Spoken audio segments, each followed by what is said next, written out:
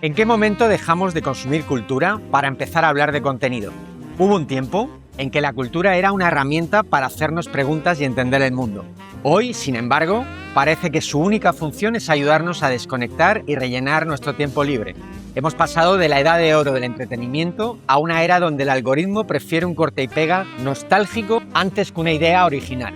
¿Estamos ante el mayor despliegue cultural de la historia o simplemente ante el más vacío? Hoy no vengo a decirte que dejes de ver tus series o de disfrutar de tu ocio. Vengo a preguntarte si estamos perdiendo la capacidad de distinguir entre lo que nos distrae y lo que realmente nos hace crecer. Vamos a analizar la delgada línea que separa el entretenimiento de la cultura en este nuevo escenario digital. Bienvenidos a Algorithmic, soy José Luis Pastor, empezamos.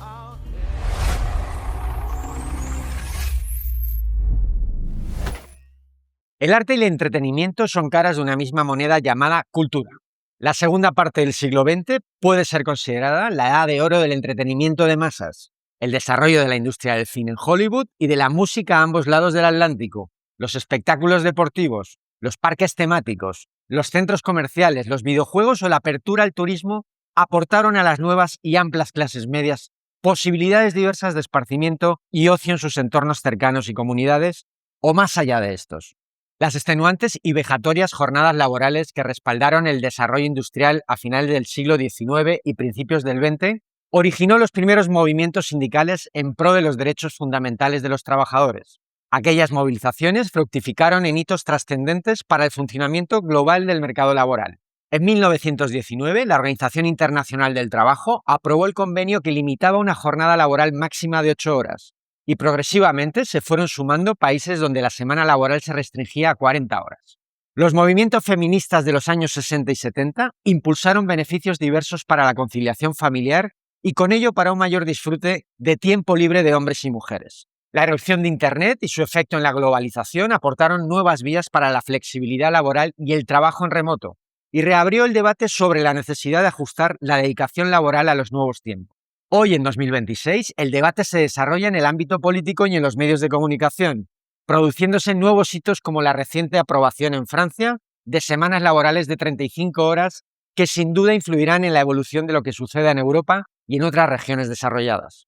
La generación nacida entre 1946 y 1964, conocidos como baby boomers, vivieron en los tiempos de la posguerra y concibieron el trabajo duro como la puerta directa de acceso para optar a la oportunidad de subirse al tren de aquella prosperidad latente en años de bonanza económica y desarrollismo.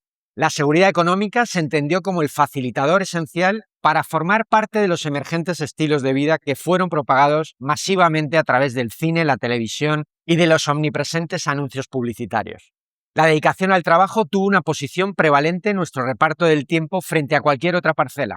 Con la siguiente generación, a la que pertenezco, la denominada X, surgida en el periodo que abarca los años 1965 y 1980, se produjo un primer cuestionamiento sobre el papel del trabajo en nuestras vidas y cómo éste debía o no afectar a nuestro disfrute personal, a la dedicación a nuestras familias y a nuestros amigos. Un cambio fruto de nuestra experiencia consciente de la ardua dedicación que nuestros padres habían tenido en su ámbito laboral, en aras de la estabilidad y el progreso económico de la unidad familiar.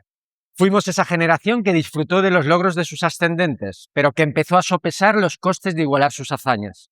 Mis amigos, los de mi generación, hemos pasado mucho más tiempo con nuestros hijos que el que especialmente los padres pasaron con nosotros. Y en mi entorno generacional de amistades, aquellos que han tenido familia, esta premisa la han cumplido a rajatabla. En mi caso, no recuerdo a mi progenitor como un padre ausente, no es mi caso, pero sí como uno muy ocupado con su trabajo y en paralelo con una madre sobrecargada de responsabilidades en el noble y complicado ejercicio de cuidar de sus crías. Mi generación creció en un entorno efervescente de nuevas posibilidades de ocio y entretenimiento. Somos la generación que ensalzamos la cultura de shopping y del ocio en centros comerciales. La generación que disfrutó de nuevas posibilidades en el entretenimiento sin salir de casa. La generación de las macrofiestas de Nochevieja y rutas de visita a discotecas. La generación de los conciertos en estadios de fútbol y la MTV. La generación de los viajes con amigos aún adolescentes. En definitiva, la primera generación que vio entrelazarse las experiencias de disfrute personal con la vida cotidiana que conoció de sus padres. Los años que comprenden 1981 y 1996 enmarcan el siguiente estrato generacional, los millennials o generación Y, La primera generación nativa digital, abierta y conectada al mundo, y también la que invierte el orden de los factores de nuestra perspectiva vital, del vivir para trabajar al trabajar para vivir, lo que en términos prácticos supone un deslizamiento de sus baremos y prioridades que les lleva a sacrificar, sin que el pulso les tiemble un milímetro, un mejor salario o avances en el estatus laboral si estos sobrepasan los límites de protección de su bienestar personal.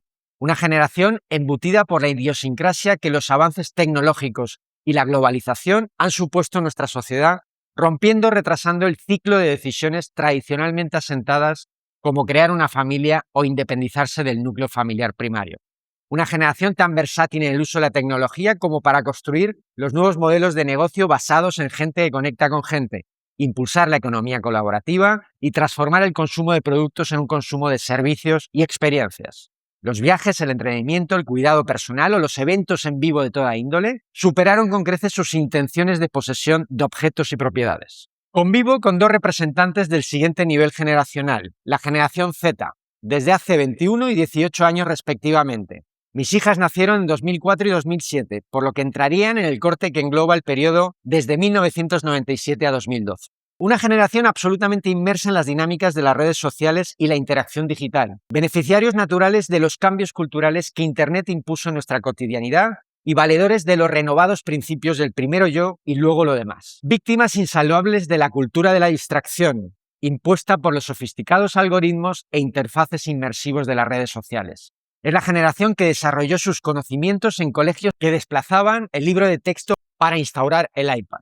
Jóvenes que definitivamente obviaron las fuentes y medios de información convencionales, encandilados por ese nuevo poder que son los influencers, cuyos códigos estéticos y de comunicación, sus temáticas y frescura, su discurso de igual a igual, los catapultó como referencias imbatibles para configurar su visión del mundo actual. El ratio del tiempo dedicado al entretenimiento se situaba de media en torno a las 4 horas diarias a mediados del siglo XX. Esta cifra se establece en un rango de 6 a 8 horas en la actualidad, de las cuales más de la mitad se destina al ámbito digital. Vivir experiencias que podamos contar parece ser el leitmotiv de Millennials y Generación Z. Gracias a la hiperconectividad, crear comunidad en torno a afinidades comunes ha resultado más fácil que nunca. Los iguales se han encontrado y se han unido para compartir experiencias colectivas que han sobrepasado las fronteras digitales hasta adquirir una amplia parcela en la reseteada cultura popular. La subcultura del videojuego es ahora mainstream y se mide ya con los grandes eventos deportivos tradicionales. Según Newzoo, consultora especializada en el sector de los videojuegos, en el año 2023 los eSports generaron más de 1.380 millones de dólares en ingresos entre patrocinios, derechos de transmisión, venta de entradas y merchandising. Cifra que promete rebasar los 1.900 millones en 2026. La generación Z y los millennials, crecidos bajo el influjo de la cultura de los videojuegos y expandidos bajo las infraestructuras de la conectividad global y de las plataformas de gaming multijugador como Twitch, YouTube Gaming o Facebook Gaming, se han convertido en audiencias globales y sus comunidades virtuales han traspasado las fronteras digitales para inaugurar nuevas parcelas de entretenimiento en vivo. La conveniencia, entendida como la facilidad para acceder al entretenimiento y convertir a este en algo ubicuo y omnipresente, ha perfilado a la generación del todo a la vez en todas partes. Jóvenes consumidores de titulares e historias en vídeos breves, despreocupados de lo importante mientras son arrastrados por el hype, lo aparente, lo fugaz y lo superficial. Jóvenes que construyen sus gustos bajo la homogeneidad que imponen los algoritmos y donde los esfuerzos por interpretar, contrastar o profundizar se han visto anulados por la supremacía del contenido procesado, fácil de engullir y de digerir. Entretenimiento en microdosis perfectamente diseñadas para agradar al algoritmo y con ello ascender en la escala de relevancia hasta lograr el mayor número de likes posibles. Según el informe publicado por la Evaluación Nacional de Progreso Educativo en los Estados Unidos, el país sufre los índices más bajos de lectura por diversión entre los menores con edades entre 9 y 13 años, siendo estos los niveles más alarmantes desde mediados de la década de los 80. Así pues, frente al 53% de niños que afirmaron recurrir a los libros por diversión casi de forma diaria en las encuestas de 2012 y de 1984, la nueva oleada de encuestas finalizadas a principios de 2020 muestran un ratio que no supera el 42%. En esta misma dirección, el estudio desvela que el porcentaje de niños de 9 años que dicen no leer nunca o casi nunca por placer alcanza su punto álgido en esta reciente investigación, siendo un 16% de este segmento los que respaldan dicha afirmación frente al 11% y el 9% en 2012 y 1984 respectivamente. Los resultados no son más esperanzadores si analizamos el corte de edad de 13 años, donde el 29% de los estudiantes confirmaron ser parte de ese grupo ajeno a la lectura como pasatiempo de ocio y enriquecimiento personal, dato que se sitúa nada menos que 21 puntos por encima de los resultados de 1984. El tiempo de lectura se ha trasladado a las redes sociales y a las plataformas de mensajería de texto, cimentándose un hábito de lectura que genera reticencia a la concentración más allá de unas pocas páginas, y donde el esfuerzo por extender la dedicación lectora, cuando se produce, viene acompañado de un deficiente grado de comprensión sobre lo leído. Pasar páginas es un acto analógico y asumido como anacrónico para estas generaciones de usuarios que obtuvieron sus dosis de dopamina mucho antes en la interacción con los dispositivos móviles que sus padres les cedían para poder terminar relajadamente una comida con amigos, ver tranquilos una serie o simplemente teletrabajar. Deslizar, clicar, arrastrar o desplazar el dedo sobre las pantallas táctiles ha desbancado el acto de recorrer sin pausas las páginas de un libro entre jóvenes de todo el mundo. La cultura se sumió en un progresivo ahuecamiento, alienada por un contenido digital superficial por concepto y en proceso de actualización continua. Lo peor es que las personas más ricas del mundo viven de que este hecho se reproduzca una y otra vez. La cultura se ha visto fagocitada por el contenido efímero y superficial en la medida que el tejido cultural formado por intelectuales, periodistas o escritores de renombre han sido superados en audiencia por creadores de memes, de historias cortas y vídeos graciosos. O tal vez desde que los medios de comunicación han cogido gusto al algoritmo y lo alimentan en el sentido que éste es más agradecido para con ellos. O quizás desde que las Big Tech priorizan la visibilidad de famosos influencers del entretenimiento, más vacuo y prescindible, a la vez que penaliza las opiniones de esos líderes culturales y expertos especializados en proteger y difundir el arte, la literatura o la música de calidad. Podemos decir que esta nueva cultura más que nunca adolece de lo que hemos considerado cultura con mayúsculas en el pasado. El calado de estar construyendo una sociedad con decadentes hábitos de lectura y sin referentes culturales que aporten perspectiva al pensamiento crítico, no augura una sociedad mejor. La mediana superficie especializada FNAC, durante años garante de la cultura en el campo del retail especializado, es el ejemplo nítido de cómo la depreciación cultural ha ido afectando al espacio de venta asignado a la música, el cine o los libros, cediéndose metros cuadrados a otras temáticas y líneas de negocio que difuminan sus diferencias y le acercan a la competición en el terreno de las superficies de electrodomésticos. A pesar de ello, esta cadena francesa mantiene una apuesta diferenciada frente a otros competidores como propuesta cultural, y su reciente investigación demuestra interés por comprender la influencia que la cultura tiene en estos tiempos de cambio. Muestra de ello, FNAC ha publicado el estudio FNAC Voices 2024, donde pregunta a 3.000 españoles y españolas sobre el papel que cumple la cultura en nuestras relaciones personales. Antes de aportar algunos datos que se desprenden del estudio, me permito realizar un par de aclaraciones. En primer lugar, el sentido habitual de este y otros estudios realizados por marcas es buscar respuestas que respalden sus propios intereses de negocio y de posicionamiento de marca. En este caso, es solo una intuición. FNAC pretende constatar que la cultura interesa y sigue siendo relevante. En segundo lugar, la muestra elegida dice representar a la población española mayor de 18 años, pero intuyo que se acerca más a su perfil de clientes que a la población general. Sería de sentido común que FNAC recurriera primero a sus bases de datos de clientes por una cuestión de coste y de oportunidad, para conocer el pensamiento actual de sus compradores, en beneficio de minimizar el riesgo de sus decisiones futuras. A pesar de que la conclusión general es que la cultura nos pone, tal y como esgrime FNAC en la propia publicación de los resultados en su web, siendo un 57% de los entrevistados quienes afirman que les importa el nivel cultural de sus parejas al ligar. Otra forma de verlo es que casi 4 de cada 10 afirman no fijarse en si su ligue tiene intereses culturales de algún tipo. Se añade que el 67% de los encuestados dicen no sentir culpabilidad por no conocer el tema del que se está hablando o no poder aportar nada de valor en la conversación.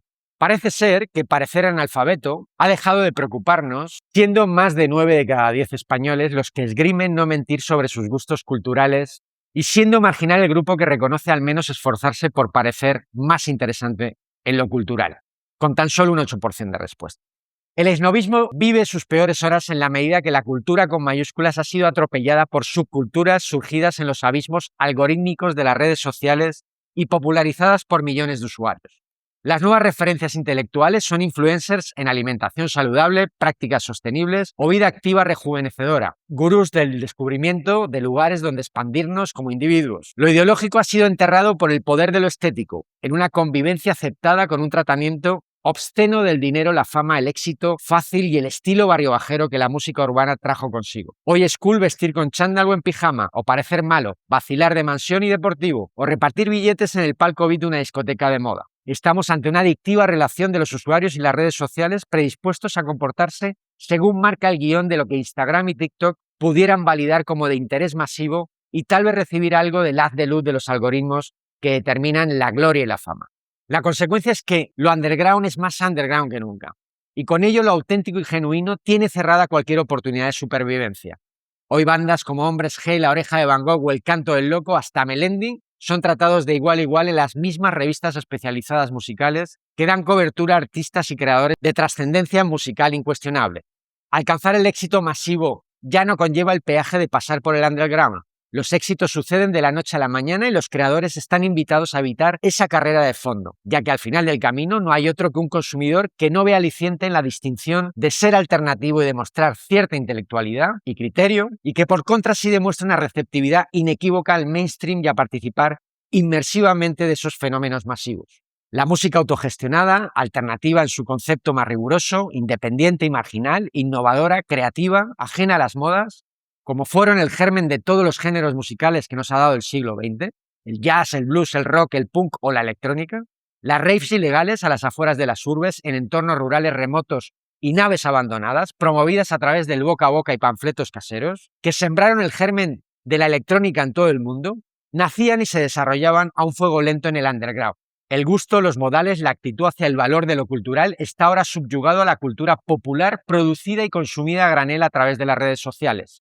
En parte por la desconexión, digamos, la brecha abismal no resuelta entre lo que las instituciones educativas, organismos culturales de referencia y medios de comunicación establecidos tienen en su aproximación a los parámetros de comportamiento y expectativas de estas nuevas generaciones. El ocio, las interacciones con contenidos digitales y también las experiencias colectivas en el ámbito físico son el caldo de cultivo para la instauración implacable de estas subculturas que a modo de píldora nutritiva y de efecto rápido y sin contradicciones allana el camino hacia la más absoluta banalización de la cultura. La globalización ha supuesto una interconexión mundial y a tiempo real de datos, capital y personas, produciéndose un entrelazamiento económico, social, político y cultural entre países a lo ancho y largo del planeta como nunca antes fue factible. Uno de sus resultados más palpables ha sido la aparición de una mentalidad más abierta y cosmopolita entre las emergentes generaciones de consumidores, lo que ha predispuesto a una apertura y aceptación, en definitiva, a mayor empatía, a aspectos culturales antes menospreciados por exóticos o por ser percibidos como alejados de los códigos de estilo instaurados por la industria del entretenimiento americana. ¿Quién iba a imaginarse que la música y series surcoreanas o la industria de Bollywood engulliría y afectaría en el modo que lo ha hecho a la inexpugnable industria americana, hoy más que nunca en sus horas más bajas? La facilidad de acceso a las diversas culturas y subculturas ha significado el impulso de un mayor eclecticismo en la oferta y la demanda, ya que en ambos lados se han integrado perspectivas culturales que antes eran denostadas. Sin embargo, este eclecticismo es solo un espejismo, ya que nace con la imposición de seguir las reglas de juego predefinidas por los parámetros globales que determinan el éxito y que están inexorablemente ligadas a los algoritmos, generándose finalmente productos renovados pero que se parecen mucho entre ellos. Una homogenización que afecta al arte y al entretenimiento, pero también a la arquitectura, los viajes, las experiencias gastronómicas y tendencias de estilo de toda índole. Es lógico que exista un efecto en cadena, que alinee todas las piezas del ecosistema cultural, movidos por la búsqueda de rentabilidad y adaptabilidad a estos nuevos tiempos. Si bien es otro factor más en contra del desarrollo del criterio personal y el pensamiento crítico de estas generaciones. Si miramos al mismo ámbito de las instituciones académicas y culturales, el soporte para la propagación de conocimiento en el ámbito artístico y de las humanidades ha sido sustituido por programas sobre tecnología, marketing digital, creatividad interactiva o emprendimiento. Un reflejo del deterioro general de la cultura podemos observarlo en la oferta de la parrilla televisiva actual. Mirando solo a los canales generalistas, que acaparan la mayor parte del share televisivo, resulta trágico ver el tratamiento ofrecido a la cultura, convertida ahora en otra cosa, incluso en estos canales públicos a los que se les presume una mayor responsabilidad en el ámbito sociocultural. El entretenimiento es insuficiente si queremos mantener nuestra capacidad crítica. La industria está cumpliendo su función, rentabilizar nuestro tiempo. Ahora nos toca a nosotros cumplir la nuestra, decidir qué parte de ese tiempo dedicamos a simplemente pasar el rato y qué parte dedicamos a nutrirnos de verdad. La cultura no es algo que sucede en los libros antiguos o en los museos. Es la capacidad de hacernos preguntas incómodas y de no conformarnos con las primeras respuestas que nos da un buscador. Si el ecosistema actual tiende a la homogeneidad y al consumo rápido, el acto más revolucionario que podemos hacer es detenernos a pensar por nosotros mismos. Vivimos en la era de la distracción total. La cultura se ha rendido ante la rentabilidad del entretenimiento. ¿Qué piensas? ¿Sientes que la cultura se ha convertido en una forma de matar el tiempo? ¿Crees que todavía hay espacio para la cultura de verdad en la telaraña de las redes sociales? Me encantaría leer tu opinión en los comentarios. Si te ha gustado este análisis, suscríbete y activa la campanita. Soy José Luis Pastor y esto es La Algorítmica. Nos vemos en el próximo vídeo.